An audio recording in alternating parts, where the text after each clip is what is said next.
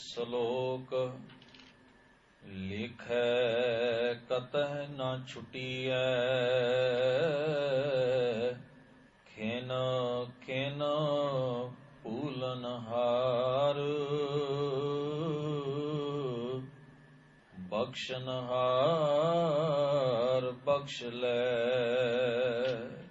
ਨਾਨਕ ਪਾਰ ਉਤਾਰ। ਲਿਖੈ ਕਤਹਿ ਨ ਛੂਟੀਐ ਖਿਨ ਖਿਨ ਭੂਲਨਹਾਰ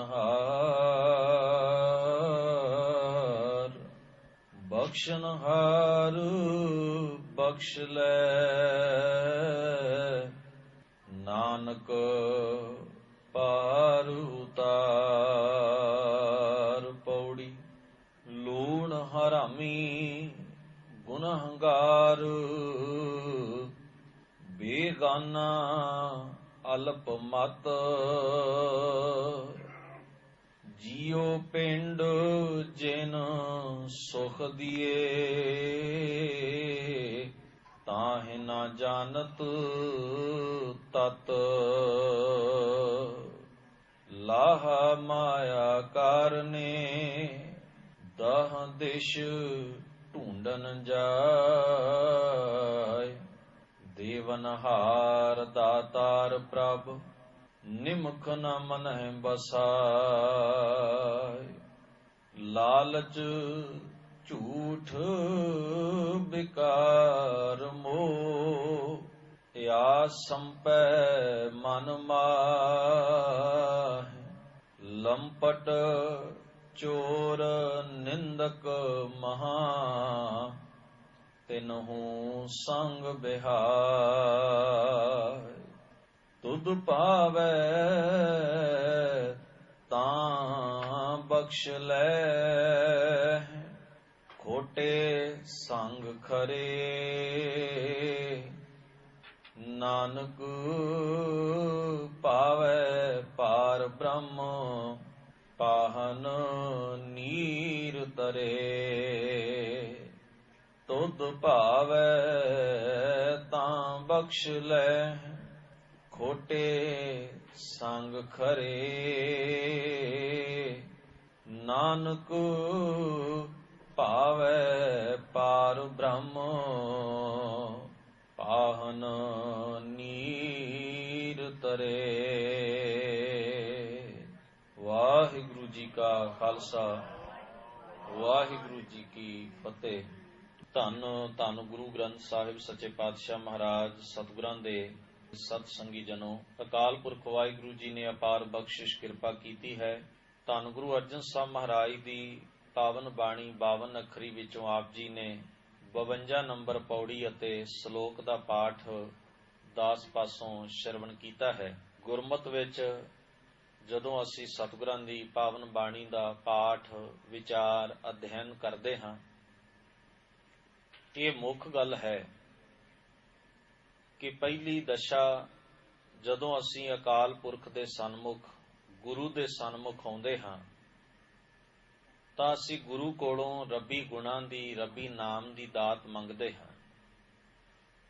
ਪਰ ਇਸ ਦਾਤ ਨੂੰ ਪ੍ਰਾਪਤ ਕਰਨ ਵਾਸਤੇ ਮਨੁੱਖ ਨੂੰ ਨਿਮਾਣੇ ਅਤੇ ਨਿਤਾਣੇ ਬਣ ਕੇ ਸਮਰਪਣ ਭਾਵ ਦੇ ਨਾਲ ਅਰਜ਼ੋਈ ਕਰਨ ਵਾਸਤੇ, ਬੇਨਤੀ ਕਰਨ ਵਾਸਤੇ ਗੁਰਮਤ ਇਹ ਸੰਕੇਤ, ਇਹ ਵਿਚਾਰ, ਇਹ ਉਪਦੇਸ਼ ਦ੍ਰਿੜ ਕਰਾਉਂਦੀ ਹੈ। ਪਰ ਅਰਦਾਸ ਦੇ ਵਿੱਚ, ਬੇਨਤੀ ਦੇ ਵਿੱਚ ਜੋ ਕਿ ਮਨੁੱਖ ਦੀ ਧੁਰ ਅੰਤਰ ਆਤਮਾ ਦੀ ਆਵਾਜ਼ ਹੈ, ਉਸ ਵਿੱਚ ਬੜਾ ਜ਼ਰੂਰੀ ਨਿਯਮ ਮੰਨਿਆ ਗਿਆ ਹੈ ਨਿਰਮਾਣਤਾ। ਹੁਣ ਜਦੋਂ ਅਸੀਂ ਗੁਰੂ ਗ੍ਰੰਥ ਸਾਹਿਬ ਮਹਾਰਾਜ ਸੱਚੇ ਪਾਤਸ਼ਾਹ ਜੀ ਦੀ ਪਾਵਨ ਬਾਣੀ ਨੂੰ ਪੜ੍ਹਦੇ ਹਾਂ, ਐਸੇ ਬਚਨ ਸਾਡੇ ਸਾਹਮਣੇ ਆਉਂਦੇ ਨੇ। ਇੱਕ ਥਾਂ ਗੁਰੂ ਦੇਵ ਆਖਦੇ ਨੇ, ਹੇ ਅਕਾਲ ਪੁਰਖ ਜੀ, ਤੁਸੀਂ ਗੁਣਾਂ ਦੇ ਸਮੁੰਦਰ ਹੋ, ਗੁਣਾਂ ਦੇ ਸਾਗਰ ਹੋ।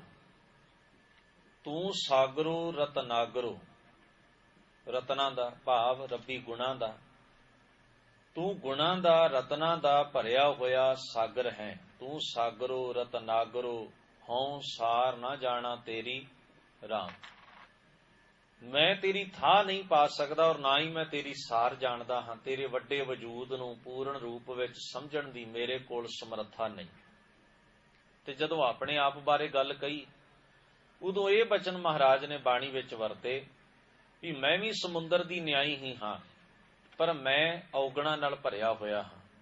ਜੇਤਾ ਸਮੁੰਦ ਸਾਗਰ ਨੀਰ ਭਰਿਆ, ਤੇਤੇ ਔਗਣ ਹਮਾਰੇ, ਦਇਆ ਕਰੋ ਕਿਛ ਮਿਹਰਿਓ ਪਾਵੋ ਡੁੱਬਦੇ ਪੱਥਰ ਤਾਰੇ। ਇਸ ਵਾਸਤੇ ਅਗਲੀ ਪੰਕਤੀ ਵਿੱਚ ਕਹਿ ਦਿੱਤਾ ਵੀ ਬੇਨਤੀ ਹੈ, ਅਰਦਾਸ ਹੈ, ਅਰਜ਼ੋਈ ਹੈ, ਜੋਦੜੀ ਹੈ ਵੀ ਮੇਰੇ ਉੱਤੇ ਕਿਰਪਾ ਕਰੋ, ਇਸ ਡੁੱਬਦੇ ਹੋਏ ਪੱਥਰ ਨੂੰ ਤਾਰ ਲਵੋ। ਸਤਿਗੁਰੂ ਮਹਾਰਾਜ ਦੀ ਪਾਵਨ ਬਾਣੀ ਵਿੱਚ ਐਸੇ ਹੋਰ ਵੀ ਬੇਅੰਤ ਸ਼ਬਦ ਹਨ ਜਿੱਥੇ ਗੁਰੂ ਪਾਤਸ਼ਾਹ ਜੀ ਨੇ ਇਸ ਗੱਲ ਦਾ ਜ਼ਿਕਰ ਕੀਤਾ ਹੈ, ਸਾਬੇ ਅਵਗੁਣ ਮੈਂ ਗੁਣ ਨਹੀਂ ਕੋਈ, ਕਿਉਂ ਕਰ ਕੰਤ ਮਿਲਾਵਾ ਹੋਈ। ਮਨੁੱਖ ਚਾਹੁੰਦਾ ਤੇ ਹੈ ਉਸ ਸੱਚ ਨਾਲ ਮਿਲ ਜਾਏ, ਅਕਾਲ ਪੁਰਖ ਨਾਲ ਇਹਦੀ ਸਾਂਝ ਬਣੀ ਰਹੇ, ਪਰ ਗੁਰਮਤਿ ਆਖਦੀ ਓਨਾ ਚਿਰ ਨਹੀਂ ਜਿੰਨਾ ਚਿਰ ਅਸੀਂ ਆਤਮਕ ਔਰ ਮਾਨਸਿਕ ਔਗਣਾਂ ਤੇ ਵਿਕਾਰਾਂ ਵਿੱਚ ਗਰਸੇ ਹੋਏ ਹਾਂ। ਜਿੰਨਾ ਚਿਰ ਉਹ ਬੋਝ ਸਾਡੇ ਜੀਵਨ ਤੋਂ ਲਹਿ ਨਹੀਂ ਜਾਂਦਾ, ਉਹ ਵਿਕਾਰਾਂ ਦੇ ਸੰਗਲ ਟੁੱਟ ਨਹੀਂ ਜਾਂਦੇ, ਉਹ ਔਗਣਾਂ ਤੋਂ ਰਹਿਤ ਜੀਵਨ ਨਹੀਂ ਹੋ ਜਾਂਦਾ, ਉਹਨਾਂ ਚਿਰ ਉਸ ਗੁਣੀ ਨਿਧਾਨ ਨਾਲ ਸਾਂਝ ਨਹੀਂ ਬਣ ਸਕਦੀ। ਧੰਨ ਗੁਰੂ ਰਾਮਦਾਸ ਮਹਾਰਾਜ ਜੀ ਦਾ ਇੱਕ ਬਚਨ ਤੁਸੀਂ ਮੁਖਵਾਕ ਦੇ ਰੂਪ ਵਿੱਚ ਵੀ ਸੁਣਦੇ ਹੋ। ਸਤਿਗੁਰੂ ਉਸ ਵਿੱਚ ਕਹਿੰਦੇ ਨੇ, ਮੇਰੀ ਇੱਛਾ ਤੇ ਹੈ ਕਿ ਮੈਂ ਗੁਰੂ ਦੇ ਨਾਲ ਇੱਕ ਸੁਰ ਹੋ ਜਾਵਾਂ, ਮਿਲ ਜਾਵਾਂ, ਗੁਰੂ ਨਾਲ ਮੇਰੀ ਸਾਂਝ ਬਣ ਜਾਵੇ, ਪਰ ਇੱਕ ਅੜਚਣ ਮੁਸ਼ਕਲ ਹੈ, ਇੱਕ ਰੁਕਾਵਟ ਹੈ ਕਿ ਗੁਰੂ ਦਾ ਤੇ ਮੇਰਾ ਸੁਭਾਅ ਆਪਸ ਵਿੱਚ ਨਹੀਂ ਰਲਦਾ। ਸਾਂਝ ਕਿਵੇਂ ਬਣੇ? ਸ਼ਬਦ ਵਰਤੇ ਹਨ, ਹਮ ਅੰਧੁਲੇ ਅੰਧ, ਅਸੀਂ ਅਗਿਆਨੀ ਹਾਂ ਔਰ ਬਹੁਤ ਵੱਡੇ ਅਗਿਆਨੀ ਹਾਂ। ਵਿਖੇ ਬੇਖਰਾਤੇ ਮਾਇਆ ਦੇ ਵਿਸ਼ੇ ਵਿਕਾਰਾਂ ਦੇ ਜ਼ਹਿਰ ਵਿੱਚ ਪੂਰੀ ਤਰ੍ਹਾਂ ਰੱਤੇ ਹੋਏ, ਯਾਨੀ ਕਿ ਵਿਸ਼ੇ ਵਿਕਾਰਾਂ ਦਾ ਜ਼ਹਿਰ ਸਾਨੂੰ ਮਿੱਠਾ ਲੱਗਦਾ ਹੈ। ਜਿਸ ਨੂੰ ਧਰਮ ਕੌੜਾ ਮੰਨਦਾ ਉਹ ਸਾਨੂੰ ਚੰਗਾ ਲੱਗਦਾ ਹੈ, ਜਿਸ ਨੂੰ ਗੁਰੂ ਛੱਡਣ ਵਾਸਤੇ ਕਹਿੰਦਾ ਉਹਦੇ ਨਾਲ ਸਾਡਾ ਪਿਆਰ ਬਹੁਤ ਹੈ। ਉਹ ਕੁਰਖਤ ਸੁਭਾਅ ਤੇ ਉਹ ਵਿਕਾਰ, ਉਹ ਔਗਣ ਜਿਹੜੇ ਗੁਰੂ ਪਾਤਸ਼ਾਹ ਕਹਿੰਦੇ ਨੇ ਤੇਰੇ ਦੁੱਖਾਂ ਦਾ ਕਾਰਨ ਨੇ, ਛੱਡ ਦੇ, ਉਹ ਸਾਨੂੰ ਚੰਗੇ ਲੱਗਦੇ ਨੇ।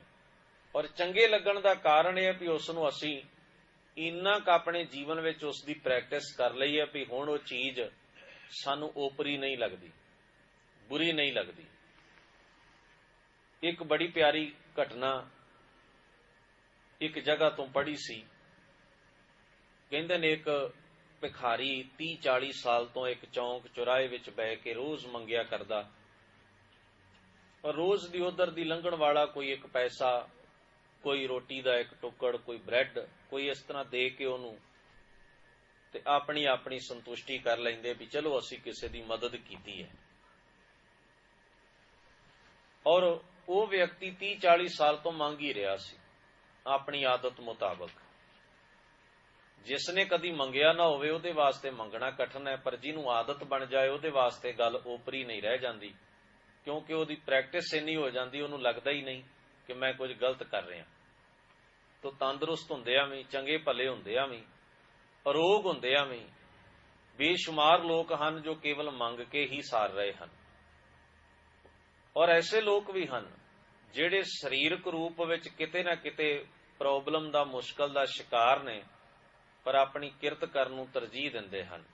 ਐਸੇ ਚੰਗੇ ਲੋਕਾਂ ਨੂੰ ਸਲਾਹੁਣਾ ਚਾਹੀਦਾ ਹੈ, ਉਹਨਾਂ ਵਿਅਕਤੀਆਂ ਨੂੰ ਉਹਨਾਂ ਦੀ ਇਸ ਸਨਮਾਨਜਨਕ ਸਥਿਤੀ ਤੇ ਸਵੈਮਾਨ ਨੂੰ ਸਿਰ ਝੁਕਾਉਣਾ ਚਾਹੀਦਾ ਹੈ। ਉਹ ਵਿਅਕਤੀ ਮੰਗ ਰਿਹਾ ਸੀ ਬੜੇ ਸਾਲਾਂ ਤੋਂ, 30-40 ਸਾਲ ਉਸ ਨੂੰ ਗੁਜ਼ਰ ਗਏ ਮੰਗਦਿਆਂ ਮੰਗਦਿਆਂ। ਅਮੀਰ ਗਰੀਬ ਹਰ ਬੰਦਾ ਉਸ ਰਸਤੇ ਥਾਣੀ ਲੰਘਦਾ ਸੀ। ਇੱਕ ਦਿਨ ਇੱਕ ਵੱਡੇ ਸੇਠ ਨੇ, ਸ਼ਾਹੂਕਾਰ ਨੇ ਉਸ ਨੂੰ ਆਪਣੇ ਨਾਲ ਲੈ ਲਿਆ ਵੀ ਚੱਲ ਮੇਰੇ ਘਰ ਚੱਲ, ਤੈਨੂੰ ਮੈਂ ਅੱਜ ਕੁਝ ਨਾ ਕੁਝ ਦਿੰਦਾ ਹਾਂ, ਕੁਝ ਖਾਣ ਵਾਸਤੇ ਮਿਲ ਜਾਏ, ਕੁਝ ਪਹਿਨਣ ਵਾਸਤੇ ਮਿਲ ਜਾਏ। ਐਸੇ ਬੰਦੇ ਦੀ ਦੌੜ ਇੰਨੀ ਕੀ ਹੁੰਦੀ ਹੈ, ਉਹ ਬਹੁਤਾ ਵੱਡਾ ਨਹੀਂ ਸੋਚਦਾ, ਕਿਉਂਕਿ ਉਹ ਦੂਸਰੇ ਦੇ ਹੱਥ ਵੱਲ ਤੱਕਦਾ ਹੈ। ਸ਼ਾਹੂਕਾਰ ਅਮੀਰ ਬੰਦਾ ਉਸ ਨੂੰ ਆਪਣੇ ਘਰ ਲੈ ਗਿਆ, ਬਹੁਤ ਕੀਮਤੀ ਕੱਪੜੇ ਉਸਨੇ ਦਿੱਤੇ, ਉਹ ਵੀ ਪਹਿਨ ਲਏ, ਚੰਗਾ ਭੋਜਨ ਪ੍ਰਸ਼ਾਦਾ ਛਕਾਇਆ, ਛਕ ਲਿਆ, ਬਹੁਤ ਸਾਰੀ ਮਾਇਆ ਉਸ ਨੂੰ ਦਿੱਤੀ। ਆਖਿਆ ਮੈਂ ਤੈਨੂੰ ਇੰਨੇ ਪੈਸੇ ਦੇ ਦਿਆਂਗਾ ਕਿ ਅੱਜ ਤੋਂ ਬਾਅਦ ਤੈਨੂੰ ਮੰਗਣ ਦੀ ਲੋੜ ਨਹੀਂ ਪਵੇਗੀ। ਤੂੰ ਬੜੇ ਆਰਾਮ ਨਾਲ ਚੰਗੇ ਘਰ ਵਿੱਚ ਰਹਿ ਸਕਦਾ ਹੈ, ਆਮ ਲੋਕਾਂ ਵਾਂਗ ਖਾ ਸਕਦਾ ਹੈ, ਆਮ ਲੋਕਾਂ ਵਾਂਗ ਪਹਿਨ ਸਕਦਾ ਹੈ, ਸਾਰੀਆਂ ਲੋੜਾਂ ਤੇਰੀਆਂ ਪੂਰੀਆਂ ਹੋਣਗੀਆਂ, ਮੈਂ ਤੈਨੂੰ ਇੱਕ ਘਰ ਵੀ ਦਿਆਂਗਾ। ਵਜ੍ਹਾ, ਇਸ ਦਇਆ ਦੀ ਵਜ੍ਹਾ ਕੀ ਹੈ? ਕਹਿਣ ਲੱਗਿਆ, ਮੈਂ ਨਿੱਕੇ ਹੁੰਦਿਆਂ ਤੋਂ ਤੈਨੂੰ ਵੇਖ ਰਿਹਾ ਹਾਂ, ਤੂੰ ਇਸੇ ਤਰ੍ਹਾਂ ਹੀ ਮੰਗ ਰਿਹਾ ਹੈ। ਮੇਰੇ ਮਨ ਵਿੱਚ ਆਇਆ ਐਵੇਂ ਰੋਜ਼ ਇੱਕ ਇੱਕ ਪੈਸਾ ਦੇ ਕੇ ਨਾ ਤੇਰਾ ਕੁਝ ਬਣਦਾ ਹੈ, ਅਸੀਂ ਵੀ ਭਰਮ ਜਿਹਾ ਪਾੜ ਲੈਂਦੇ ਹਾਂ ਵੀ ਚਲੋ ਮਦਦ ਹੋ ਗਈ। ਸੋਚਿਆ ਇੱਕੇ ਵਾਰੀ ਹੋਰ ਵੀ ਕਈ ਥਾਈਂ ਦੇਈਦਾ, ਚਲੋ ਅੱਜ ਤੇਰੀ ਗਰੀਬੀ ਕੱਢ ਦੇਈਏ। ਸਾਰਾ ਕੁਝ ਦੇ ਦਿੱਤਾ, ਪੈਸੇ ਵੀ ਬੰਨ ਲਏ, ਕੱਪੜੇ ਵੀ ਇਕੱਠੇ ਕਰ ਲਏ, ਸਾਰਾ ਕੁਝ। ਜਿਹੜੀਆਂ ਉਹਨੇ ਲੀਰਾਂ, ਮੈਲੇ ਕੁਚੇਲੇ ਕੱਪੜੇ ਗਲ ਪਾਏ ਹੋਏ ਸਨ, ਉਹ ਵੀ ਨਾਲ ਆਪਣੀ ਪੋਟਲੀ 'ਚ ਬੰਨ ਲਏ। ਜਿਹੜਾ ਠੂਠਾ ਫੜ ਕੇ ਉਹ ਮੰਗਿਆ ਕਰਦਾ ਸੀ ਨਾ, ਉਹ ਵੀ ਨਾਲ ਲੈ ਲਿਆ। ਸ਼ਾਹੂਕਾਰ ਕਹਿੰਦਾ ਵੀ ਹੱਦ ਹੋ ਗਈ, ਇਹਨਾਂ ਤੈਨੂੰ ਚੰਗਾ ਖਾਣ ਵਾਸਤੇ ਪਹਿਨਣ ਵਾਸਤੇ ਦਿੱਤਾ ਹੈ, ਮਾਇਆ ਭੇਟਾ ਦਿੱਤੀ, ਕਈ ਕੁਝ ਦਿੱਤਾ ਹੈ, ਆਹ ਲੀਰਾਂ ਕਾਹਨੂੰ ਚੁੱਕੀ ਜਾਂਦਾ, ਇਹਨੂੰ ਸੁੱਟ ਦਿਓ ਹੁਣ। ਆਹ ਜਿਹੜਾ ਖੱਪਰ ਫੜ ਲਿਆ, ਠੂਠਾ ਫੜ ਲਿਆ ਰੋਜ਼, ਜਿਹਦੇ 'ਚ ਇੱਕ ਇੱਕ ਪੈਸਾ ਮੰਗਦਾ ਸੀ, ਇਹਨੂੰ ਸੁੱਟ ਦਿਓ, ਹੁਣ ਇਹ ਕੀ ਕਰਨਾ ਹੈ? ਹੁਣ ਤਾਂ ਤੇਰੀ ਗਰੀਬੀ ਕੱਟੀ ਗਈ। ਪਰ ਉਹਦਾ ਮਨ ਰਾਜੀ ਨਾ ਹੋਵੇ।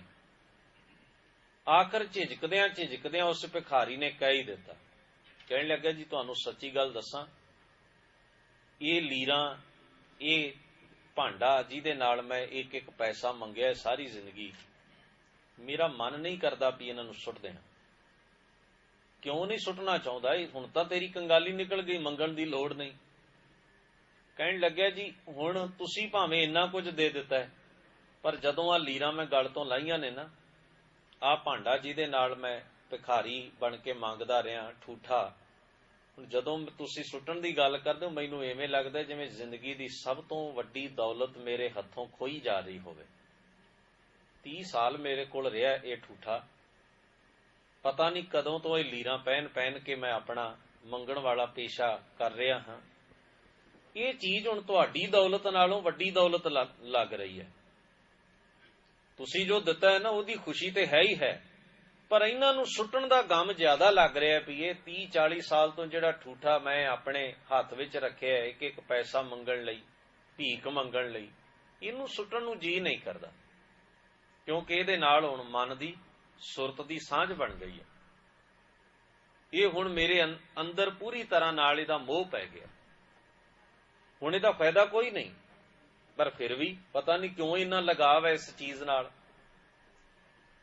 ਇਹ ਘਟਨਾ ਉਸ ਵਿਅਕਤੀ ਨੇ ਲਿਖੀ ਇਸ ਅੰਦਾਜ਼ ਨਾਲ, ਇਸ ਢੰਗ ਨਾਲ, ਵੀ ਮਨੁੱਖ ਦੀ ਮਾਨਸਿਕ ਦਸ਼ਾ ਵੀ ਐਸੀ, ਅਗਿਆਨਤਾ ਨੂੰ ਦੂਰ ਕਰਨ ਲਈ ਕਿੱਡੀ ਵੀ ਗਿਆਨ ਦੀ ਗੱਲ ਇਹਦੇ ਸਾਹਮਣੇ ਆਏ ਨਾ, ਬੰਦਾ ਕਹੇਗਾ ਬਹੁਤ ਵਧੀਆ ਗੱਲ ਹੈ, ਬੜੀ ਸਿਆਣੀ ਗੱਲ ਹੈ, ਪਰ ਮੰਨੇਗਾ, ਕਰੇਗਾ ਉਹੀ ਜੋ ਅੰਦਰ ਬੈਠੀ ਹੋਈ ਹੈ, ਕਰੇਗਾ ਉਹੀ।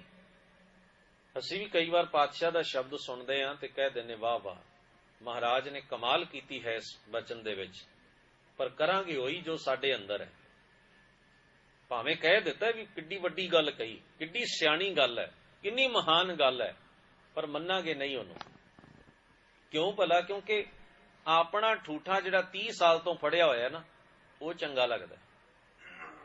ਗੁਰੂ ਦੇ ਗਿਆਨ ਨੂੰ ਸੁਣ ਕੇ ਖੁਸ਼ੀ ਤੇ ਹੁੰਦੀ ਏ, ਪਰ ਅੰਦਰ ਖੋਹ ਇਹ ਪੈਂਦੀ ਹੈ ਵੀ ਮੈਂ ਜਿਹੜਾ ਔਗਣ 30 ਸਾਲ ਤੋਂ ਕਮਾ ਰਿਹਾ, 40 ਸਾਲ ਤੋਂ ਜਿਹੜਾ ਮੇਰਾ ਸਾਥੀ ਹੈ, 50 ਸਾਲ ਤੋਂ ਜਿਹੜੀਆਂ ਵਿਕਾਰਾਂ ਦੀਆਂ ਵਾਸ਼ਨਾਵਾਂ, ਜਿਹੜੇ ਔਗਣ, ਜਿਹੜੇ ਮਾੜੇ ਸੁਭਾਅ ਨੂੰ ਮੈਂ ਕਮਾਈ ਕਰ ਕਰਕੇ ਆਪਣੇ ਅੰਦਰ ਵਸਾਇਆ, ਉਹਨੂੰ ਕਿਵੇਂ ਛੱਡ ਦਿਆਂ?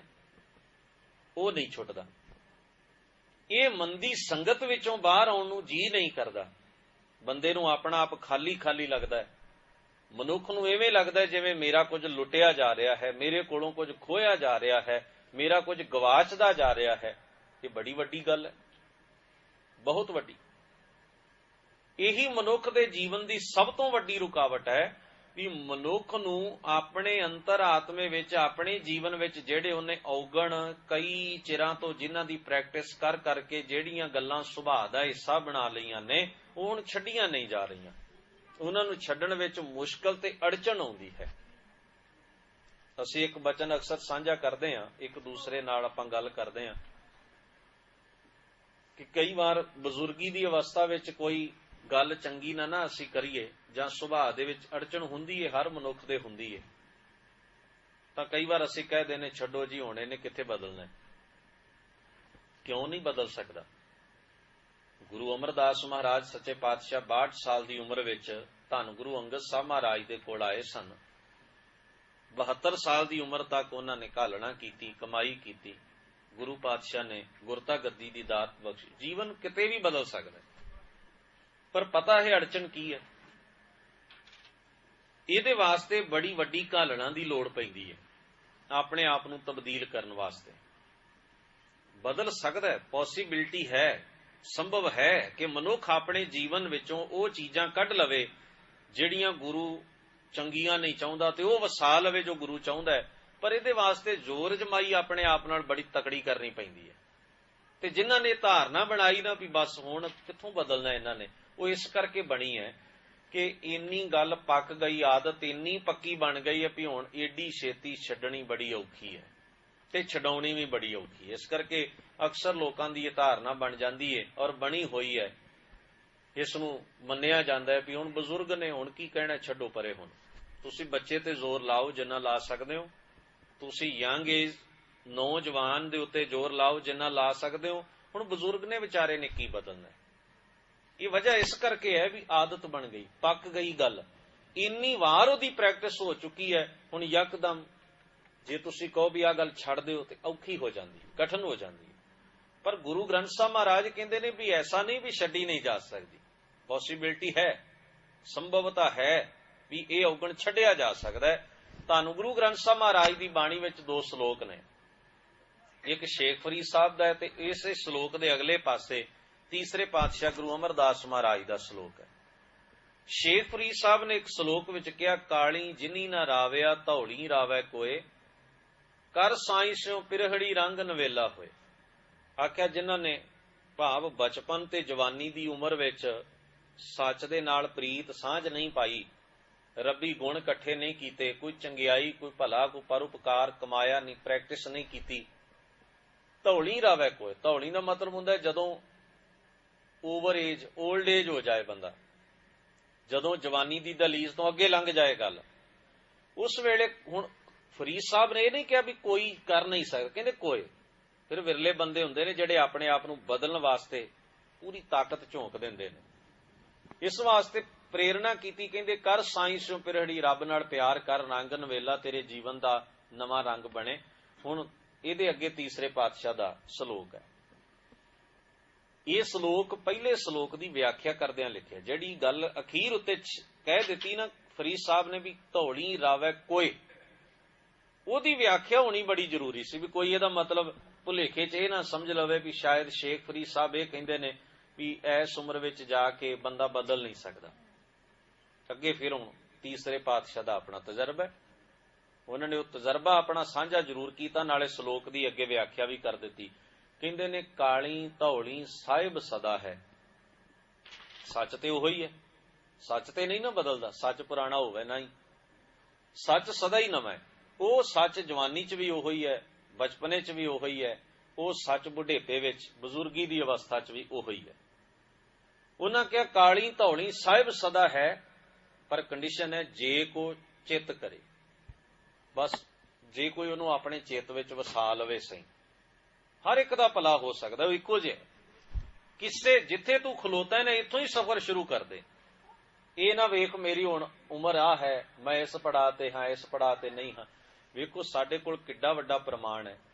10 ਪਾਤਸ਼ਾਹੀਆਂ ਦੇ ਵਿੱਚੋਂ ਸਭ ਤੋਂ ਛੋਟੀ ਉਮਰ ਵਿੱਚ ਧੰਨ ਗੁਰੂ ਹਰਕ੍ਰਿਸ਼ਨ ਮਹਾਰਾਜ ਦਾ ਨਾਮ ਆਉਂਦਾ ਹੈ। ਸਭ ਤੋਂ ਬਜ਼ੁਰਗੀ ਦੀ ਅਵਸਥਾ ਵਿੱਚ ਧੰਨ ਗੁਰੂ ਅਮਰਦਾਸ ਮਹਾਰਾਜ ਦਾ ਨਾਮ ਆਉਂਦਾ ਹੈ। ਸਾਡੇ ਕੋਲ ਦੋਵੇਂ ਹੀ ਪ੍ਰਮਾਣ ਮੌਜੂਦ ਨੇ ਵੀ ਜਦੋਂ ਵੀ ਉਹ ਸੱਚ ਚਿੱਤ ਵਿੱਚ ਆ ਜਾਏ, ਜੀਵਨ ਦੀ ਉਦੋਂ ਹੀ ਕੀਮਤ ਬਣ ਜਾਂਦੀ ਹੈ। ਇਹ ਮਾਇਨੇ ਨਹੀਂ ਰੱਖਦੀ ਗੱਲ ਵੀ ਸਮਾਂ ਕਿਹੜਾ ਹੈ, ਵਕਤ ਕਿਹੜਾ ਹੈ।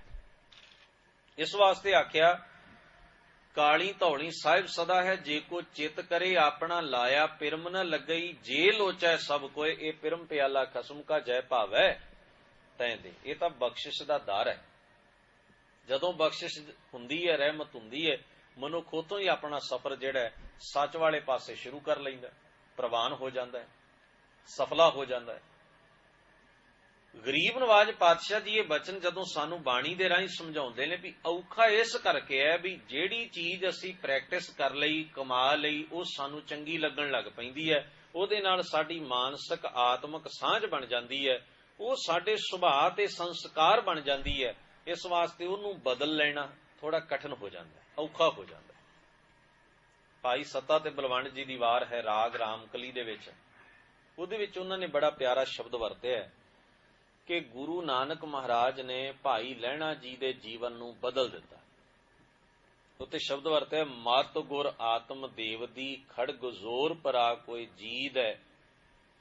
ਗੁਰੂ ਨਾਨਕ ਮਹਾਰਾਜ ਨੇ ਆਪਣੀ ਮਤ ਨਾਲ, ਭਾਵ ਆਪਣੇ ਉਪਦੇਸ਼ ਨਾਲ, ਗਿਆਨ ਦੀ ਤਲਵਾਰ ਨਾਲ ਲਹਿਣੇ ਦੇ ਮਨ ਨੂੰ ਜਿੱਤ ਲਿਆ। ਇਹ ਸ਼ਬਦ ਵਰਤਿਆ ਕਿ ਗੁਰੂ ਨਾਨਕ ਪਾਤਸ਼ਾਹ ਨੇ ਆਪਣੇ ਗਿਆਨ ਸ਼ਬਦ ਦੀ ਖੜਗ ਨਾਲ ਲਹਿਣੇ ਦੇ ਮਨ ਨੂੰ ਪਰਾਕਰਮ ਜਿੱਤ ਲਿਆ, ਤੇ ਲਹਿਣੇ ਨੇ ਗੁਰੂ ਨਾਨਕ ਮਹਾਰਾਜ ਦੇ ਸਾਹਮਣੇ ਸਮਰਪਿਤ ਭਾਵ ਨਾਲ ਆਪਣਾ ਆਪ ਸੌਂਪ ਦਿੱਤਾ। ਭਾਵ ਕਿ ਮਤ ਬਦਲ ਗਈ, ਸੁਰਤ ਵਿੱਚ ਗੁਰੂ ਦੀ ਮਤ ਵਸ ਗਈ। ਪੁਰਾਣੇ ਸੰਸਕਾਰ, ਪੁਰਾਣੀਆਂ ਆਦਤਾਂ, ਪੁਰਾਣੇ ਸੁਭਾਅ, ਪੁਰਾਣੀ ਸੋਚਣੀ ਛੱਡ ਦਿੱਤੀ, ਤਿਆਗ ਦਿੱਤੀ। ਹੁਣ ਉਹ ਗੁਰੂ ਨਾਨਕ ਪਾਤਸ਼ਾਹ ਮਹਾਰਾਜ ਦਾ ਰੂਪ ਬਣ ਗਏ ਤੇ ਗੁਰ ਚੇਲੇ ਰਹਿਰਾਸ ਕੀ ਨਾਨਕ ਸਲਾਮਤ ਥੀਮਦਾ ਸ਼ਹਿ ਟਿੱਕਾ ਦੇ ਤੋਸ ਜੀਵਦਾ। ਇਸ ਰੁਤਬੇ ਤੱਕ ਪਹੁੰਚ ਗਏ ਹੋ। ਪਰ ਇਹ ਘਾਲਣਾ ਕਿਹੜੀ ਘਾਲਣੀ ਪਈ, ਕਿਹੜੀ ਕਮਾਈ ਕੀਤੀ ਉਹਨਾਂ ਨੇ ਵੀ ਆਪਣੀ ਮਤ ਨੂੰ ਗੁਰੂ ਦੇ ਉਪਦੇਸ਼ ਰਾਹੀਂ ਉਹਨਾਂ ਨੇ ਪਰਾਜਿਤ ਕਰ ਲਿਆ, ਆਪਣੀ ਮਤ ਨੂੰ ਗੁਰੂ ਦੇ ਸਾਹਮਣੇ ਸਮਰਪਿਤ ਕਰ ਦਿੱਤਾ। ਆਪਣਾ ਅੰਤਰਾਤਮਾ ਉਹਨਾਂ ਨੇ ਬਦਲ ਲਿਆ, ਗੁਰੂ ਦੇ ਅਨੁਸਾਰੀ ਹੋ ਗਏ। ਹੁਣ ਚੌਥੇ ਪਾਤਸ਼ਾਹ ਮਹਾਰਾਜ ਕਹਿੰਦੇ, ਹਮ ਅੰਧਲੇ ਅੰਧ ਬਿਖੈ ਬਿਖਰਾਤੇ ਕਿਉਂ ਚਾਲੇ ਗੁਰ ਚਾਲੀ। ਦੱਸੋ, ਅਸੀਂ ਲੋਚਦੇ ਤੇ ਸਾਰਿਆਂ ਪਰ ਚੱਲੀਏ ਕਿਵੇਂ? ਅੜਚਨ ਸਭ ਤੋਂ ਇਹ ਹੈ ਵੀ ਅਸੀਂ ਅਗਿਆਨਤਾ ਦੇ ਹਨੇਰੇ 'ਚ ਜੀਣਾ ਚੰਗਾ ਸਮਝਦੇ ਹਾਂ। ਅਸੀਂ ਜ਼ਹਿਰ ਵਿਸ਼ੇ ਵਿਕਾਰਾਂ ਦਾ ਪੀਣਾ ਸਾਨੂੰ ਮਿੱਠਾ ਲੱਗਦਾ ਹੈ। ਕਿਵੇਂ ਚੱਲੀਏ ਗੁਰੂ ਦੇ ਰਾਹ ਤੇ, ਜਦੋਂ ਕਿ ਗੁਰੂ ਗਿਆਨ ਦੀ ਰੋਸ਼ਨੀ 'ਚ ਤੁਰਨ ਲਈ ਕਹਿੰਦਾ ਤੇ ਗੁਰੂ ਦੇ ਦਰ ਦੇ ਉੱਤੇ ਸਤਿਗੁਰੂ ਵਿੱਚ ਅੰਮ੍ਰਿਤ ਹੈ, ਹਰ ਉਤਮ ਹਰ ਪਦ ਸੋਏ। ਗੁਰੂ ਕਹਿੰਦਾ ਸਬਰ ਦਾ ਆਨੰਦ ਲੈ, ਪਰਉਪਕਾਰ ਦਾ ਆਨੰਦ ਲੈ, ਮਿੱਠਾ ਬੋਲਣ ਦਾ ਸਵਾਦ ਚੱਖ, ਚੰਗਾ ਸੋਚਣ ਦਾ ਸਵਾਦ ਚੱਖ, ਭਲੀ ਗੱਲ ਸੁਣ ਤੇ ਭਲਾ ਕਰ, ਇਹਦੇ ਵਿੱਚੋਂ ਸਵਾਦ ਲੈ। ਮੈਨੂੰ ਸਵਾਦ ਪਿਆ ਕੌੜਾ ਬੋਲਣ ਦਾ, ਬੋਲਾਂ ਨਾ ਮਨ ਨੂੰ ਸਕੂਨ ਨਹੀਂ ਆਉਂਦਾ। ਤੁਸੀਂ ਐਸੇ ਬੰਦੇ ਵੇਖੇ ਹੋਣਗੇ, ਹੱਥ ਵਿੱਚ ਮਾਲਾ ਫੜੀ ਹੋਏਗੀ, ਬੱਚਿਆਂ ਤੇ ਖਿੱਚਦੇ ਰਹਿਣਗੇ, ਗਾਲਾਂ ਕੱਢਦੇ ਰਹਿਣਗੇ, ਵਾਧੂ ਘਾਟੂ ਬੋਲਦੇ ਰਹਿਣਗੇ। ਉਹਨਾਂ ਨੂੰ ਲੱਗਦਾ ਹੈ ਰੱਬ ਵਾਲਾ ਕੰਮ ਵੀ ਚੱਲੀ ਜਾਂਦਾ ਹੈ, ਆਪਣਾ ਝੱਸ ਵੀ ਪੂਰਾ ਕਰੀ ਚੱਲੋ। ਰੱਬ ਵਾਲਾ ਕੰਮ ਤੇ ਹੱਥ ਕਰ ਹੀ ਰਹੇ ਨੇ, ਮਾਲਾ ਫੇਰੀ ਜਾਂਦੇ ਨੇ ਕਾਲੀ ਕਾਲੀ ਵਿੱਚ, ਔਰ ਜ਼ਬਾਨ ਤੋਂ ਇਹਦੇ ਨਾਲ ਵੀ ਉਲਝ ਗਏ, ਉਹਦੇ ਨਾਲ ਵੀ ਉਲਝ ਗਏ। ਉਹਨਾਂ ਨੂੰ ਲੱਗਦਾ ਹੈ ਵੀ ਦੋਵੇਂ ਕੰਮ ਹੀ ਪੂਰੇ ਰੱਖਣੇ ਨੇ, ਆਦਤ ਤੋਂ ਮਜਬੂਰ ਹਨ। ਆਦਤ ਇਹ ਹੈ ਵੀ ਹਟਣਾ ਨਹੀਂ, ਉਲਝਣੋਂ ਉਲਝੀ ਜਾਣਾ, ਕਿਸੇ ਨਾ ਕਿਸੇ ਗੱਲ 'ਚ ਫਸੀ ਜਾਣਾ, ਕਿਸੇ ਨਾ ਕਿਸੇ ਦੇ ਨਾਲ ਬਸ ਤਾਂ ਠਾਂ ਹੋਈ ਜਾਣਾ, ਤੱਤੇ ਠੰਡੇ ਹੁੰਦੇ ਰਹਿਣਾ, ਡਿਸਟਰਬ ਆਪ ਵੀ ਹੋਣਾ, ਦੂਜੇ ਨੂੰ ਵੀ ਕਰਨਾ, ਕਿਉਂਕਿ ਆਦਤ ਬਣ ਗਈ। ਉਹ ਆਦਤ ਵੀ ਪੂਰੀ ਹੋ ਰਹੀ ਹੈ, ਜਿਹੜੀ ਖੁਰਾਕ ਮਨ ਨੂੰ ਚਾਹੀਦੀ ਉਹ ਵੀ ਮਿਲੀ ਜਾ ਰਹੀ ਹੈ। ਇੱਕ ਪਾਸੇ ਵੀ ਭਰਮ ਜਿਹਾ ਚੱਲੀ ਜਾਂਦਾ ਵੀ ਮੈਂ ਮਾਲਾ ਫੇਰ ਰਿਹਾ, ਰੱਬ ਵੀ ਖੁਸ਼ ਹੁੰਦਾ ਹੀ ਹੋਏਗਾ ਵੀ ਮੈਨੂੰ ਯਾਦ ਕਰਦਾ ਬੰਦਾ। ਮਣ ਕੇ ਕਮਾਉਣ ਨਾਲ ਹੀ ਉਹ ਸਮਝਦੇ ਨੇ ਵੀ ਰੱਬ ਨੂੰ ਤਾਂ ਇੰਨੇ ਕੁ ਨਾਲ ਆਪਾਂ ਖੁਸ਼ ਕਰ ਲੈਣਾ। ਮਾਥੇ ਤਿਲਕ ਹੱਥ ਮਾਲਾ ਬਾਣਾ ਲੋਗਨ ਆਰਾਮ ਖਿਲਾਉਣਾ ਜਾਣਾ। ਕਬੀਰ ਸਾਹਿਬ ਕਹਿੰਦੇ ਵੇਖੋ ਰੱਬ ਨੂੰ ਆਰੇ ਲਾਇਆ, ਖੇਡੇ ਲਾਇਆ ਇਹਨਾਂ ਨੇ, ਰੱਬ ਨੂੰ ਖਿਡਾਰੀ ਸਮਝਿਆ ਹੋਇਆ, ਔਰ ਰੱਬ ਦੇ ਨਾਮ ਨਾਲ ਖੇਡਦੀ ਹੈ ਦੁਨੀਆ। ਆਹਰ ਬਣ ਗਿਆ ਨਾ, ਇੰਟਰਟੇਨਮੈਂਟ ਬਣ ਗਈ, ਮਨੋਰੰਜਨ ਬਣ ਗਿਆ ਵੀ ਬਸ ਇੰਨਾ ਕੁ ਕਰ ਛੱਡੋ, ਰੱਬ ਇੰਨੇ 'ਚ ਖੁਸ਼ ਹੋ ਹੀ ਜਾਏਗਾ। ਹੋਰ ਉਹਨੂੰ ਕੀ ਚਾਹੀਦਾ? ਤੁਸੀਂ 2-4 ਵਾਰ ਰੱਬ ਰੱਬ ਕਹਿ ਲਓ, ਮਾਲਾ ਫੇਰ ਲਓ, ਇੱਧਰ ਉੱਧਰ ਤੀਰਥਾਂ ਤੇ ਨਹਾਓ, ਉਹਦੀ ਜੈ ਜੈਕਾਰ ਕਰ ਛੱਡੋ, ਇੰਨੇ ਕੁ ਦੇ ਨਾਲ ਉਹ ਚਾਪਲੂਸੀ ਜਿਹੀ ਸੁਣ ਕੇ ਖੁਸ਼ ਹੋ ਜਾਏਗਾ। ਪਰ ਬਾਣੀ ਦੇ ਬਚਨ ਕੌਣ ਪੜ੍ਹੇ ਵੀ ਵੱਡਾ ਦਾਤਾ ਤਿਲ ਨਾ ਤਮਾਏ। ਉਹਨੂੰ ਤੁਹਾਡੀਆਂ ਇਹਨਾਂ ਗੱਲਾਂ ਦਾ ਤਿਲ ਮਾਤਰ ਵੀ ਤਮਾ ਨਹੀਂ, ਇਹਨਾਂ ਤੋਂ ਤਾਂ ਬਹੁਤ ਉੱਚਾ ਹੈ। ਉਹਦਾ ਅਹਿਸਾਸ ਕਰ ਆਪਣੇ ਜੀਵਨ ਦੇ ਅੰਦਰ। ਉਹਨੂੰ ਤੇਰੀ ਚਾਪਲੂਸੀ ਦੀ ਲੋੜ ਨਹੀਂ, ਤੇਰੀ ਇਮਾਨਦਾਰੀ ਦੀ ਲੋੜ ਹੈ। ਚਾਪਲੂਸੀ ਦੀ ਲੋੜ ਨਹੀਂ, ਇਮਾਨਦਾਰੀ ਦੀ ਲੋੜ ਹੈ। ਅਸੀਂ ਰੱਬ ਦੀ ਚਾਪਲੂਸੀ ਕਰਦੇ ਹਾਂ, ਗੁਰੂ ਦੀ ਚਾਪਲੂਸੀ ਕਰਦੇ ਹਾਂ। ਨਹੀਂ, ਗੁਰੂ ਤੇ ਉਸਤਤ ਨਿੰਦਾ ਤੋਂ ਬਹੁਤ ਉੱਚਾ ਹੈ। ਗੁਰੂ ਨੂੰ ਸਾਡੀ ਇਮਾਨਦਾਰੀ ਤੇ ਸਿਦਕ ਦੀ ਜ਼ਰੂਰਤ ਹੈ। ਗੁਰੂ ਆਖਦਾ ਸਿਦਕ ਪਾਲ। ਜੇ ਕੋਈ ਆਪਣੇ ਚੀਜ਼ ਵਿੱਚ ਜੀਵਨ ਵਿੱਚ ਕਮਾ ਸਕਦਾ ਨਾ ਕੋਈ ਗੱਲ, ਸਿਦਕ ਕਮਾ, ਮੈਨੂੰ ਸਿਦਕੀ ਬੰਦਾ ਬੜਾ ਚੰਗਾ ਲੱਗਦਾ ਹੈ। ਕੰਮ ਉਹ ਆਪਣਾ ਹੀ ਕਰਦਾ ਹੈ, ਜੀਵਨ ਨਿਰਵਾਹ ਆਪਣਾ ਹੀ ਕਰਦਾ ਹੈ, ਪਰ ਉਹਦੇ ਸਿਦਕ ਤੇ ਉਹਦੀ ਘਾਲਣਾ ਮੈਨੂੰ ਬੜੀ ਪ੍ਰਵਾਨ ਹੈ। ਭਾਈ ਲਾਲੋ ਨੇ ਕੋਈ ਸੁਨੇਹਾ ਥੋੜੀ ਕੱਲਿਆ ਮਹਾਰਾਜ ਮੇਰੇ ਘਰ ਚ ਆਓ। ਗੁਰੂ ਨਾਨਕ ਮਹਾਰਾਜ ਤਾਂ ਆਪਣੇ ਸਫ਼ਰ ਉੱਤੇ ਸਨ, ਭਾਗੋ ਨੇ ਸੱਦਾ ਦਿੱਤਾ, ਉਧਰ ਨਹੀਂ ਗਏ। ਲਾਲੋ ਦਾ ਦਰਵਾਜ਼ਾ ਆਪ ਜਾ ਖੜਕਾਇਆ। ਗੁਰੂ ਨਾਨਕ ਮਹਾਰਾਜ ਉਹਦੇ ਘਰ ਵਿੱਚ ਜਾ ਬਿਰਾਜਦੇ ਨੇ। ਸਾਖੀਕਾਰਾਂ ਨੇ ਲਿਖਿਆ, ਹੱਥ ਜੋੜ ਕੇ ਕਹਿਣ ਲੱਗਿਆ, ਮਹਾਰਾਜ ਤੁਸੀਂ ਆਏ ਹੋਏ ਇਸ ਨਿਮਾਣੇ ਗਰੀਬ ਦੇ ਘਰ, ਜੀ ਆਇਆ, ਇਹ ਤੁਹਾਡਾ ਆਪਣਾ ਹੈ, ਮੈਂ ਤੁਹਾਡਾ ਸੇਵਾਦਾਰ ਹਾਂ, ਤੁਹਾਡਾ ਪਰਮ ਸਨੇਹੀ ਹਾਂ, ਬੜੀ ਕਿਰਪਾ ਕੀਤੀ ਹੈ ਤੁਸਾਂ। ਪਰ ਸਤਿਗੁਰੂ ਇੱਕ ਬੇਨਤੀ ਕਰਾਂ, ਮਲਕ ਭਾਗੋ ਦਾ ਸੱਦਾ ਠੁਕਰਾ ਕੇ ਤੇ ਮੇਰੇ ਗਰੀਬ ਦੇ ਘਰ ਤੁਸਾਂ ਆਪਣਾ ਆਸਣ ਲਾ ਕੇ ਤੁਸੀਂ ਤੇ ਚਲੇ ਜਾਓਗੇ, ਮਲਕ ਭਾਗੋ ਬਾਅਦ ਵਿੱਚ ਮੇਰਾ ਖਹਿੜਾ ਨਹੀਂ ਛੱਡੇਗਾ। ਮੈਂ ਆਪਣੀ ਕਿਰਤ ਕਰਨ ਵਾਲਾ ਗਰੀਬ ਜਿਹਾ ਬੰਦਾ, ਉਸ ਤਕੜੇ ਆਦਮੀ ਦਾ ਉਹਨੇ ਮੇਰੇ ਤੇ ਸ਼ੱਕ ਕਰਨਾ ਵੀ ਤੂੰ ਕੌਣ ਹੋਇਆ ਗੁਰੂ ਨਾਨਕ ਨੂੰ ਆਪਣੇ ਘਰ ਬਿਠਾ ਛੱਡਿਆ, ਮੇਰੇ ਸੱਦੇ ਠੁਕਰਾਏ। ਗੁਰੂ ਨਾਨਕ ਮਹਾਰਾਜ ਮੁਸਕਰਾ ਕੇ ਕਹਿੰਦੇ ਨੇ, ਲਾਲੋ ਚਿੰਤਾ ਨਾ ਕਰ, ਜੇ ਉਸ ਕਰਤੇ ਨੇ ਚਾਹਿਆ ਤਾਂ ਐਸੀ ਘੜੀ ਕਦੇ ਨਹੀਂ ਆਏਗੀ। ਕੁਝ ਹੈ ਛਕਣ ਵਾਸਤੇ? ਹਾਂ ਮਹਾਰਾਜ ਹੈ, ਪਰ ਇੰਨੇ ਜੋਗਾ ਨਹੀਂ ਕਿ ਮੈਂ ਤੁਹਾਡੀ ਰੱਜ ਕੇ ਸੇਵਾ ਕਰ ਸਕਾਂ। ਹਜ਼ੂਰ ਨੇ ਆਖਿਆ ਤੂੰ ਇਸ ਚਿੰਤਾ ਵਿੱਚ ਨਾ ਪੈ। ਕੋਦਰੇ ਦੀ ਕਹਿੰਦੇ ਨੇ ਰੋਟੀ ਸੀ ਇੱਕ, ਅੱਧੀ ਅੱਧੀ ਲਿਆ ਕੇ ਨਾਲੇ ਭਾਈ ਮਰਦਾਨਾ ਜੀ ਨੂੰ ਦੇ ਦਿੱਤੀ, ਗੁਰੂ ਨਾਨਕ ਪਾਤਸ਼ਾਹ ਨੂੰ ਦੇ ਦਿੱਤੀ। ਸਤਿਗੁਰੂ ਸੱਚੇ ਪਾਤਸ਼ਾਹ ਮਹਾਰਾਜ ਨੇ ਉਹ ਕੋਦਰੇ ਦਾ ਪ੍ਰਸ਼ਾਦਾ ਛਕ ਲਿਆ, ਉਹਦੇ ਘਰੋਂ ਹੀ ਪਾਣੀ ਪੀ ਲਿਆ। ਅਸੀਂ ਦੇਖੋ ਕਿਹੋ ਜਿਹੀ ਦੁਨੀਆ ਵਿੱਚ ਪਹੁੰਚ ਗਏ ਹਾਂ। ਧਾਰਮਿਕ ਧਰਮੀ ਹੋਣਾ ਬੜੀ ਵੱਡੀ ਗੱਲ ਹੈ, ਪਰ ਧਰਮ ਦੇ ਨਾਮ ਦੇ ਉੱਤੇ ਭਰਮ ਪਾਲ ਲੈਣੇ ਬਹੁਤ ਵੱਡਾ ਉਗਣ ਹੈ, ਬਹੁਤ ਵੱਡਾ। ਕਿਸੇ ਦਾ ਹੱਥ ਲੱਗ ਗਿਆ ਅਸੀਂ ਖਾਂਦੇ ਨਹੀਂ, ਪੀਂਦੇ ਨਹੀਂ, ਕਿਸੇ ਕੋਲ ਬਹਿੰਦੇ ਨਹੀਂ, ਕਿਉਂ ਭਲਾ? ਗੁਰੂ ਨਾਨਕ ਮਹਾਰਾਜ ਪਾਤਸ਼ਾਹ, ਮੈਂ ਕਈ ਵਾਰ ਸੋਚਦਾ ਇਹ ਅੱਜ ਤੋਂ 600 ਸਾਲ ਤੋਂ ਵੱਧ ਸਮੇਂ ਦੀ ਗੱਲ ਹੈ। ਉਹਨਾਂ ਸਮੇਂ 'ਚ ਪਤਾ ਕੀ ਹੁੰਦਾ ਸੀ? ਅਮੀਰ ਤਕੜੇ ਘਰ, ਉੱਚੀਆਂ ਜਾਤਾਂ ਵਾਲੇ ਖੂਹਾਂ ਤੋਂ ਪਾਣੀ ਪਹਿਲਾਂ ਭਰਦੇ ਸਨ। ਜਿਹੜੀਆਂ ਨੀਵੀਆਂ ਜਾਤਾਂ ਸਮਝੀਆਂ ਜਾਂਦੀਆਂ ਸਨ ਸਮਾਜ ਵਿੱਚ, ਜਿਨ੍ਹਾਂ ਨੂੰ ਦੁਰਕਾਰਿਆ ਉੱਚੇ ਵਰਨਾਂ ਵਾਲਿਆਂ ਨੇ, ਉਹਨਾਂ ਲਈ ਵੱਖਰੇ ਚਬੱਚੇ ਹੁੰਦੇ ਸਨ, ਉੱਥੋਂ ਵਿਚਾਰੇ ਪਾਣੀ ਮਗਰੋਂ ਭਰ ਕੇ ਲਿਆਉਂਦੇ ਸਨ। ਇਹ ਅੱਜ ਤੋਂ 650 ਸਾਲ ਪਹਿਲਾਂ ਦੀ ਗੱਲ ਮੈਂ ਕਹਿ ਰਿਹਾ ਤੁਹਾਡੇ ਨਾਲ। ਕਿਹੋ ਜਿਹਾ ਘਰ ਹੋਏਗਾ ਲਾਲੋ ਦਾ, ਤੁਸੀਂ ਸੋਚ ਕੇ ਵੇਖੋ। ਅੱਜ ਵੀ ਪੰਜਾਬ, ਭਾਵੇਂ ਉਹ ਭਾਰਤੀ ਪੰਜਾਬ ਹੋਵੇ ਤੇ ਭਾਵੇਂ ਪਾਕਿਸਤਾਨੀ ਪੰਜਾਬ ਹੋਵੇ, ਸਾਂਝੇ ਪੰਜਾਬ ਦੀ ਗੱਲ ਕਰ ਰਿਹਾ, ਉੱਥੇ ਤੁਸੀਂ ਕਿਸੇ ਗਰੀਬ ਹਮਾਤੜ ਕਿਰਤੀ ਦਾ ਘਰ ਵੇਖੋ ਤੇ ਉਹਨੂੰ ਕੰਪੇਅਰ ਕਰੋ ਅੱਜ ਤੋਂ 600 ਸਾਲ ਪਹਿਲਾਂ ਦੇ ਕਿਰਤੀ ਗਰੀਬ ਸਿੱਖ ਦੇ ਘਰ ਨਾਲ। ਤੁਹਾਡੇ ਸਾਹਮਣੇ ਤਸਵੀਰ ਉੱਭਰ ਆਏਗੀ ਕਿ ਉਹਦਾ ਘਰ ਕੈਸਾ ਹੋਏਗਾ, ਉਹ ਪਾਣੀ ਕਿੱਥੋਂ ਲਿਆਉਂਦਾ ਹੋਏਗਾ। ਇੱਕ ਘੜਾ ਪਾਣੀ ਦਾ ਭਰ ਕੇ ਘਰੇ ਰੱਖ ਲੈਣਾ, ਸਾਰੇ ਟੱਬਰ ਨੇ ਉਹਦੇ ਵਿੱਚੋਂ ਪੀਣਾ। ਗੁਰੂ ਨਾਨਕ ਨੇ ਤੇ ਨੁਕਸ ਨਹੀਂ ਕੱਢਿਆ ਵੀ ਲਾਲੋ ਤੇਰਾ ਪਾਣੀ ਸੁੱਚਾ ਨਹੀਂ, ਤੇਰੀ ਕੋਦਰੇ ਦੀ ਰੋਟੀ ਸੁੱਚੀ ਨਹੀਂ। ਅੱਜ ਬਹੁਤੇ ਵੱਡੇ ਧਰਮੀ ਜਿਹੜੇ ਨੇ ਤੰਗ ਦਿਲੀ 'ਚ ਨੁਕਸ ਬਹੁਤ ਕੱਢਦੇ ਨੇ, ਕਿਉਂਕਿ ਸਾਧਨ ਆ ਗਏ ਨਾ। ਸਾਧਨ ਬੰਦੇ ਦਾ ਦਿਮਾਗ ਖਰਾਬ ਕਰ ਦਿੰਦਾ। ਸਾਡੇ ਕੋਲ ਸਾਧਨ ਨੇ, ਅਸੀਂ ਬੜੀਆਂ ਦੁਆਈਆਂ ਦਿੰਨੇ ਆ, ਇਹ ਨਹੀਂ ਹੋਣਾ ਚਾਹੀਦਾ, ਉਹ ਨਹੀਂ। ਇਹ ਨੁਕਸ ਅਸੀਂ ਪਤਾ ਕਿਉਂ ਕੱਢਣ ਲੱਗੇ? ਕਿਉਂਕਿ ਸਾਡੇ ਕੋਲ ਆਪਸ਼ਨਾਂ ਬਹੁਤ ਨੇ। ਜਿਹਦੇ ਕੋਲ ਆਪਸ਼ਨ ਨਾ ਹੋਵੇ ਕੋਈ, ਉਹ ਨੁਕਸ ਨਹੀਂ ਕੱਢਦਾ। ਜਿਹਦੇ ਕੋਲ ਆਪਸ਼ਨ ਨਾ ਹੋਵੇ, ਸਾਨੂੰ ਪਤਾ ਹੋਵੇ ਵੀ ਇਹੋ ਇੱਕ ਸੁੱਕੀ ਰੋਟੀ ਹੈ ਤੇ ਇਹੋ ਖਾਣੀ ਪੈਣੀ, ਹੋਰ ਕੋਈ ਆਪਸ਼ਨ ਨਹੀਂ, ਕੋਈ ਨੁਕਸ ਨਹੀਂ ਕੱਢੇਗਾ। ਤੇ ਤੁਸੀਂ 3 ਤਰ੍ਹਾਂ ਦੇ ਪਕਵਾਨ ਰੱਖ ਦਿਓ, ਬੰਦਾ ਕਹੇਗਾ ਨਹੀਂ ਆਹ ਸਵਾਦ ਨਹੀਂ, ਆਹ ਜ਼ਿਆਦਾ ਸਵਾਦ ਹੈ, ਕਿਉਂਕਿ ਆਪਸ਼ਨ ਹੈ ਕੋਲ। ਸਾਡੇ ਕੋਲ ਅੱਜ ਸਾਧਨ ਤੇ ਸਹੂਲਤਾਂ ਹੋਣ ਦੀ ਵਜ੍ਹਾ ਕਰਕੇ ਨਾ ਅਸੀਂ ਸਮਝਣ ਲੱਗ ਪਏ ਵੀ ਸ਼ਾਇਦ ਸਾਡੇ ਪੁਰਾਣੇ ਬਜ਼ੁਰਗ, ਪੁਰਾਣੇ ਸਿੱਖ ਤੇ ਗੁਰੂ ਪਾਤਸ਼ਾਹ ਵੀ ਸਾਡੇ ਵਾਂਗੂ ਇਸ ਤਰ੍ਹਾਂ ਕਰਦੇ ਹੋਣਗੇ। ਭਰਮ ਸਾਡੇ ਮਨ 'ਚ ਬਹਿ ਗਿਆ, ਪਰ ਐਸੀ ਕੋਈ ਗੱਲ ਨਹੀਂ ਸੀ।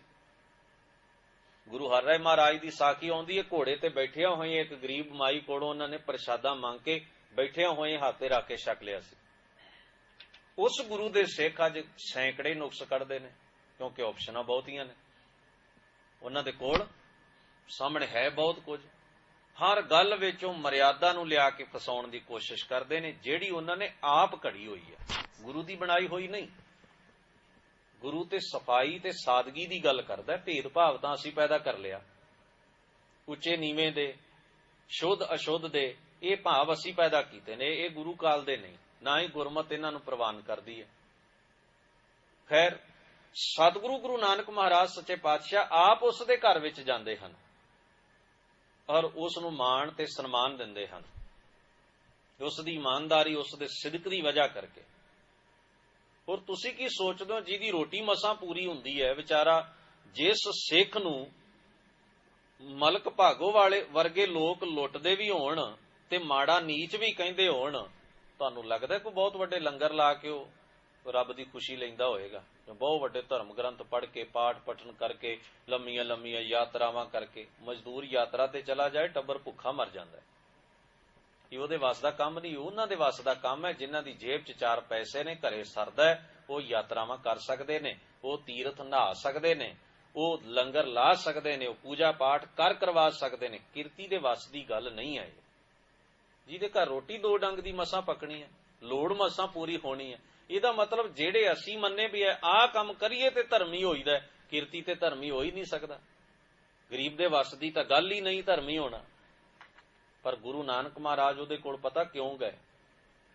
ਗਰੀਬੀ ਤੇ ਗੁਰਬਤ ਵਿੱਚ ਰਹਿੰਦਿਆਂ ਵੀ ਆਪਣੀ ਧਰਮ ਦੀ ਕਿਰਤ ਕਰਦਾ, ਧਰਮ ਦਾ ਪੱਲਾ ਨਹੀਂ ਛੱਡਿਆ ਉਹਨੇ। ਉੱਥੇ ਵੱਡੇ ਵੱਡੇ ਅਮੀਰ ਨੇ, ਖਾਣ ਨੂੰ ਬਹੁਤ ਹੈ, ਪਹਿਨਣ ਨੂੰ ਬਹੁਤ ਹੈ, ਫਿਰ ਵੀ ਬੇਈਮਾਨੀ ਤੋਂ ਬਿਨਾਂ ਨੀਂਦ ਨਹੀਂ ਆਉਂਦੀ ਉਹਨਾਂ ਨੂੰ।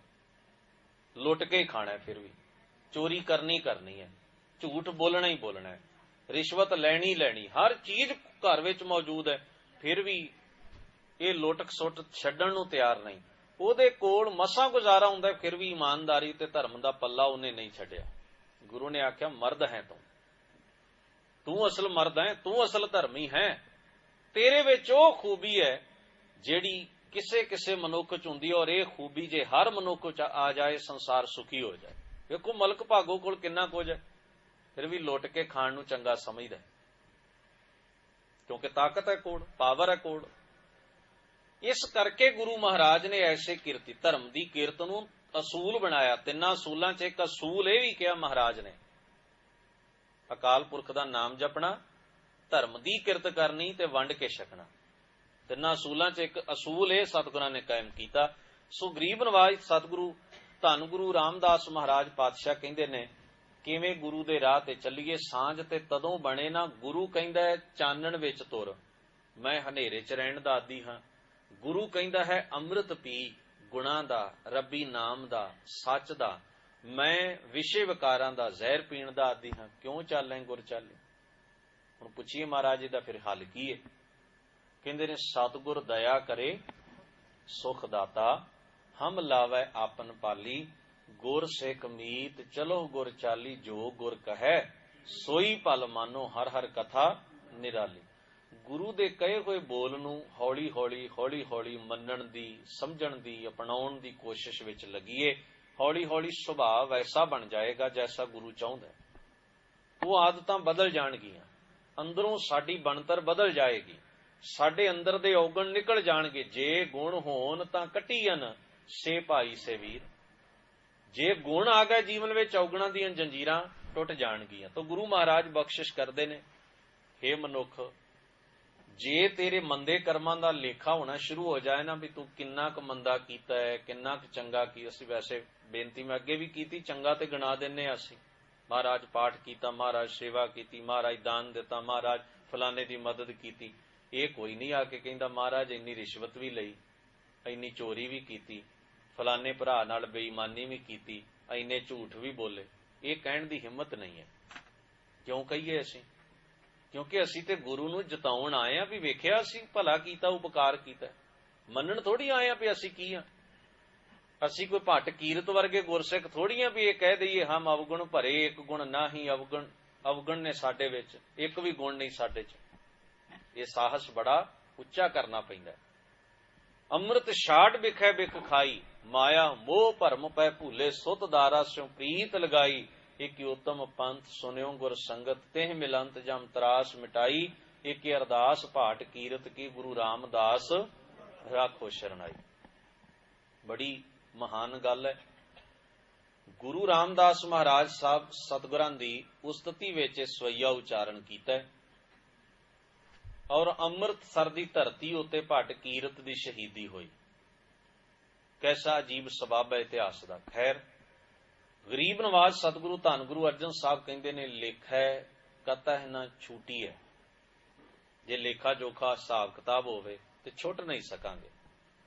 ਕਿਉਂ? ਕਿਉਂਕਿ ਖਿਨ ਖਿਨ ਭੁੱਲਣਹਾਰ, ਅਸੀਂ ਹਰ ਸਾਹ ਨਾਲ ਭੁੱਲਾਂ ਕਰਨ ਵਾਲੇ ਹਾਂ। ਭੁੱਲਣਹਾਰ ਜੀਵ ਹਾਂ, ਗਲਤੀਆਂ ਦੇ ਪੁਤਲੇ ਹਾਂ। ਤਾਈਓ ਤਾਂ ਕਿਹਾ ਮਾਟੀ ਕਾ ਕਿਆ ਧੋਪੈ ਸੁਆਮੀ, ਮਾਨਸ ਕੀ ਗਤ ਇਹੀ।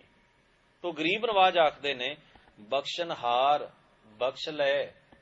ਸਾਡੇ ਲਈ ਤਾਂ ਇੱਕੋ ਹੀ ਰਾਹ ਬਚਦਾ ਵੀ ਅਸੀਂ ਨਿਮਰਤਾ ਨਿਰਮਾਣਤਾ ਨਾਲ ਉਹਦੇ ਦਰ ਤੇ ਢਹਿ ਪਈਏ ਤੇ ਆਖੀਏ ਹੇ ਬਖਸ਼ੰਦ ਸਤਿਗੁਰੂ ਬਖਸ਼ ਲੈ, ਦਇਆ ਦੇ ਘਰ ਵਿੱਚ ਆਓ, ਔਗਣ ਨਾ ਚਿਤਾਰੋ, ਰਹਿਮਤ ਕਰੋ।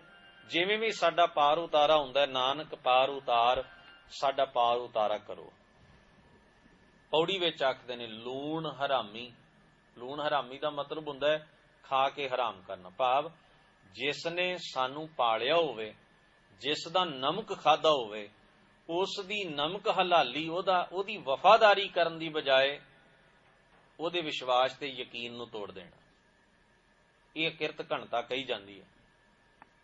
ਹੇ ਅਕਾਲ ਪੁਰਖ ਜੀ, ਅਸੀਂ ਤਾਂ ਤੇਰੇ ਦਰ ਦੇ ਲੂਣ ਹਰਾਮੀ, ਖਾਂਦੇ ਤੇਰਾ, ਵਡਿਆਈ ਬੰਦਿਆਂ ਦੀ ਕਰਦੇ ਆ। ਦਾਤਾਂ ਤੂੰ ਦਿੰਨਾ, ਨਾਮ ਕਿਸੇ ਦਾ ਲਾਉਨੇ ਆ, ਫਲਾਣੇ ਬਾਬੇ ਨੇ ਦਿੱਤਾ, ਫਲਾਣੇ ਕੋਲ ਮਿਲੀ, ਫਲਾਨੀ ਜਗ੍ਹਾ ਤੋਂ ਇਹ ਦਾਤ ਮਿਲੀ, ਲੂਣ ਹਰਾਮੀ ਹਾਂ। ਦਾਤਾਂ ਤੂੰ ਦਿੰਨਾ, ਵਡਿਆਈ ਬੰਦਿਆਂ ਦੀ ਹੋ ਰਹੀ ਹੈ, ਗੈਬੀ ਤਾਕਤਾਂ ਦੀ ਹੋ ਰਹੀ ਹੈ। ਲੂਣ ਹਰਾਮੀ ਗੁਨਾਹਗਾਰ, ਅਸੀਂ ਗੁਨਾਹਗਾਰ ਹਾਂ, ਗੁਨਾਹ ਕਮਾਉਂਦੇ ਹਾਂ ਹਰ ਵੇਲੇ। ਔਰ ਆਖਦੇ ਹਨ ਬੇਗਾਨਾ ਅਲਪ ਮਤ, ਅਸੀਂ ਓਪਰੇ ਹਾਂ ਤੇਰੇ ਨਾਲੋਂ, ਸਾਂਝ ਨਾ ਪਾਉਣ ਵਾਲੇ ਨੂੰ ਬੇਗਾਨਾ ਆਖਿਆ ਜੀ। ਜਿਹਦੇ ਨਾਲ ਸਾਂਝ ਨਾ ਹੋਵੇ ਉਹਨੂੰ ਕਹਿੰਦੇ ਅਸੀਂ ਬੇਗਾਨਾ ਹੈ। ਅਲਪ ਮਤ, ਬੜੀ ਥੋੜੀ ਬੁੱਧੀ ਵਾਲੇ ਹਾਂ ਅਸੀਂ। ਆਖਦੇ ਨੇ ਜੀਓ ਪਿੰਡ ਜਿਨ ਸੁਖ ਦੀਏ, ਜਿਸ ਅਕਾਲ ਪੁਰਖ ਨੇ ਇਹ ਜਿੰਦ ਦਿੱਤੀ ਹੈ, ਸਰੀਰ ਦਿੱਤਾ ਹੈ, ਜੀਵਨ ਦੇ ਸੁੱਖ ਦਿੱਤੇ ਹਨ, ਤਾਂ ਹੀ ਨਾ ਜਾਣਤ ਤਤ।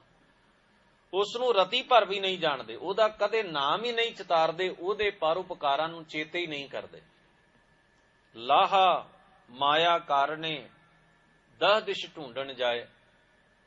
ਵਿਸ਼ੇ ਵਿਕਾਰਾਂ ਦੇ ਲਾਹੇ ਖੱਟਣ ਵਾਸਤੇ ਨਾ, ਚਸਕੇ ਪੂਰੇ ਕਰਨ ਵਾਸਤੇ ਅਸੀਂ ਦਸਾਂ ਦਿਸ਼ਾਵਾਂ 'ਚ, ਕਾਮੀ ਆਪਣੇ ਰਾਹ ਤੁਰ ਪੈਂਦਾ, ਕ੍ਰੋਧੀ ਕੋਈ ਗਰੀਬ ਮਾਤੜ ਲੱਭਣ ਤੁਰ ਪੈਂਦਾ ਵੀ ਕਿਹਦੇ ਤੇ ਨਜ਼ਲਾ ਝਾੜਾਂ। ਹਰ ਬੰਦੇ ਦੀ ਆਪਣੀ ਹੈ ਨਾ, ਉਹਨੂੰ ਦੀਦਾ ਵੀ ਤਕੜੇ ਤੇ ਤਾਂ ਮੇਰੀ ਜੋ ਗੱਲ ਚੱਲਣੀ ਨਹੀਂ, ਉਹ ਲੱਭੋ ਜਿਹੜਾ ਤੁਹਾਡੇ ਤੋਂ ਮਾੜਾ ਹੋਵੇ, ਉਹਦੇ ਵੱਲ ਜਾਓ। ਤੋ ਲੋਭੀ ਆਪਣੇ ਰਾਹ ਤੁਰ ਪੈਂਦਾ ਢੂੰਡਣ ਵੀ ਉਹਦਾ ਸ਼ਿਕਾਰ ਕਿੱਥੇ ਹੋ ਸਕਦਾ, ਹੰਕਾਰੀ ਨੂੰ ਅਸੀਂ ਲਾਹਾ ਮਾਇਆ ਕਾਰਨੇ ਦਹ ਦਿਸ਼, ਦਸਾਂ ਦਿਸ਼ਾਵਾਂ 'ਚ ਢੂੰਡਣ ਲੱਭਣ ਜਾਂਦੇ ਹਾਂ। ਔਰ ਦੇਵਨਹਾਰ ਦਾ ਤਾਰ ਪ੍ਰਭ ਨਿਮਖ ਨ ਮਨੈ ਵਸਾਏ। ਜੋ ਦਾਤਾ ਹੈ, ਦਾਤਾਂ ਦੇਣ ਵਾਲਾ ਇੱਕ ਦਾਤਾ ਅਕਾਲ ਪੁਰਖ ਹੈ, ਇੱਕ ਨਿਮਖ ਮਾਤਰ ਵੀ ਉਹਨੂੰ ਮਨ ਵਿੱਚ ਚਿਤਾਰਦੇ ਵਸਾਉਂਦੇ ਨਹੀਂ। ਲਾਲਚ, ਹਰ ਚੀਜ਼ ਦਾ ਲੋਭ ਕਰਨਾ, ਝੂਠ ਬੋਲਣਾ, ਝੂਠੇ ਰਾਹ ਤੇ ਪੈਣਾ, ਝੂਠੇ ਕਰਮ ਕਰਨੇ, ਬੇਕਾਰ ਭੋਗਣੇ, ਮੋਹ, ਗਲਤ ਪਾਸੇ ਦੀ ਲਗਨ ਖਿੱਚ ਬਣਾਉਣੀ। ਯਾ ਸੰਪੈ ਮਨ ਮਾਹੇ, ਇਹ ਸਾਡੀ ਦੌਲਤ ਹੈ ਜਿਹੜੀ ਅਸੀਂ ਇਕੱਠੀ ਕੀਤੀ ਹੈ। ਲਾਲਚੀ ਸੁਭਾਅ ਇਕੱਠਾ ਕੀਤਾ ਹੈ, ਝੂਠ ਇਕੱਠਾ ਕੀਤਾ ਹੈ, ਮੋਹ ਇਕੱਠਾ ਕੀਤਾ ਹੈ, ਔਰ ਵਿਕਾਰ ਇਕੱਠੇ ਕੀਤੇ ਨੇ। ਇਹ ਸਾਡੇ ਮਨ ਦੀ ਪੂੰਜੀ ਹੈ ਜਿਹੜੀ ਅਸੀਂ ਇਕੱਠੀ ਕਰ ਲਈ। ਔਰ ਆਖਦੇ ਲੰਪਟ, ਚੰਚਲ ਬਿਰਤੀ ਵਾਲੇ, ਵੱਧ ਚਲਣ, ਚੋਰ, ਨਿੰਦਕ, ਜਿਹੜੇ ਨਿੰਦਾ ਕਰਦੇ ਨੇ, ਮਹਾ ਨਿੰਦਕ, ਇਹਨਾਂ ਨਾਲ ਸਾਡਾ ਬਹਿਣਾ ਖਲੋਣਾ। ਇਹ ਔਗਣ ਸਾਨੂੰ ਮਿੱਠੇ ਲੱਗਦੇ। 24 ਘੰਟੇ ਇਹਨਾਂ ਔਗਣਾਂ ਦੀ ਸੰਗਤ ਅਸੀਂ ਕਰਦੇ ਹਾਂ, 24 ਘੰਟੇ ਇਹਨਾਂ ਔਗਣਾਂ 'ਚ ਮਨ ਰੁੱਝਾ ਰਹਿੰਦਾ। ਤਿਨਹੂ ਸੰਗ ਬਿਹਾਏ, ਆਖਦੇ ਨੇ ਤੁਧ ਭਾਵੈ ਤਾਂ ਬਖਸ਼ ਲੈ। ਹੁਣ ਤੇਰੇ ਰੱਖਣ ਉੱਤੇ ਹਾਂ ਕਿ ਤੂੰ ਬਖਸ਼ ਲਵੇਂ, ਜੇ ਤੈਨੂੰ ਚੰਗਾ ਲੱਗੇ ਤੇ ਤੂੰ ਰਹਿਮਤ ਕਰੇ।